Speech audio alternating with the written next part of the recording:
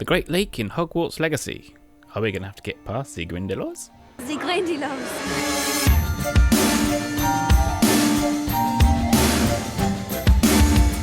Welcome, magical people. I am Mark Zealman, and this is your channel for magical games. Okay, we are talking Hogwarts Legacy. That game that feels like it's never ever going to come out. Let's talk about the elephant in the room. Or in this case, the Great Lake. I put it that way because the Great Lake is great. It's massive. And it's something we know about in canon. So much like an elephant, it's going to take a giant part of the map up.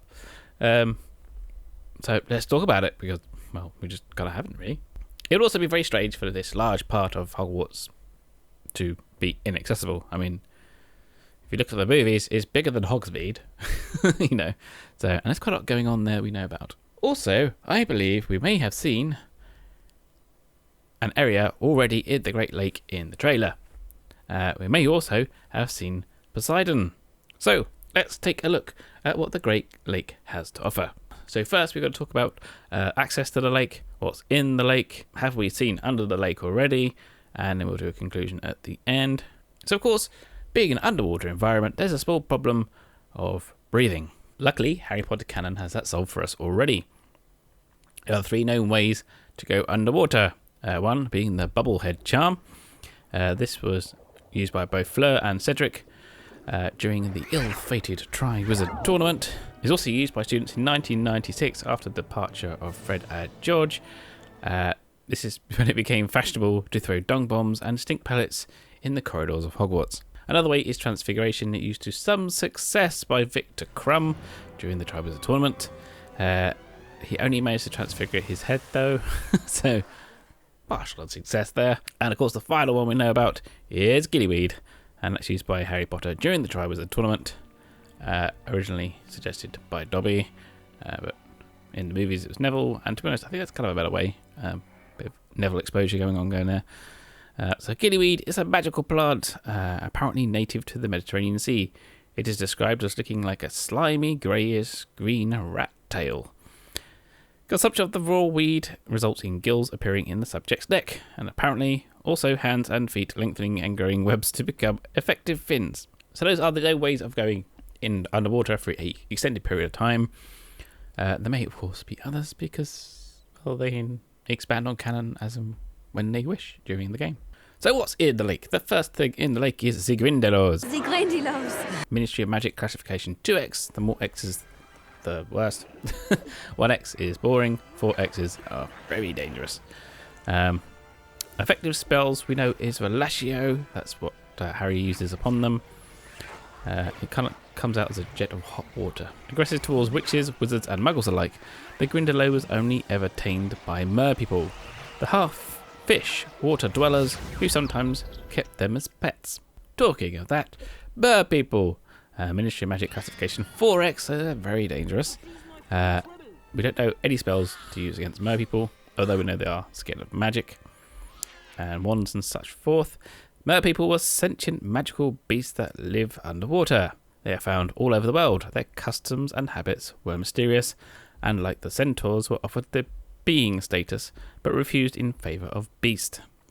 They did not want to be placed in a status with hags and vampires. Merpeople could breathe above the water for a time, but it was unclear if they could ever truly leave their habitat. Looking at the movie, they had a whole settlement down there, like a little town. Being water breathers, I'm not sure there will be a breathable area for us, so that should prove interesting when we explore the area.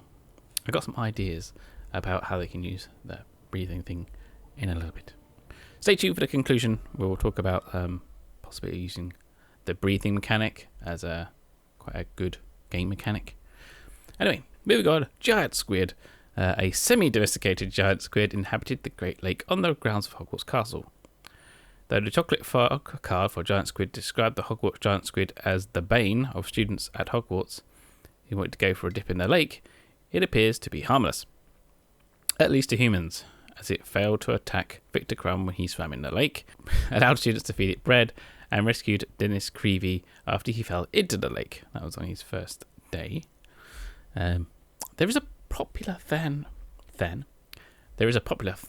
theory that Newt Scamander released the squid while he was at Hogwarts. If so, that would be after we attend Hogwarts.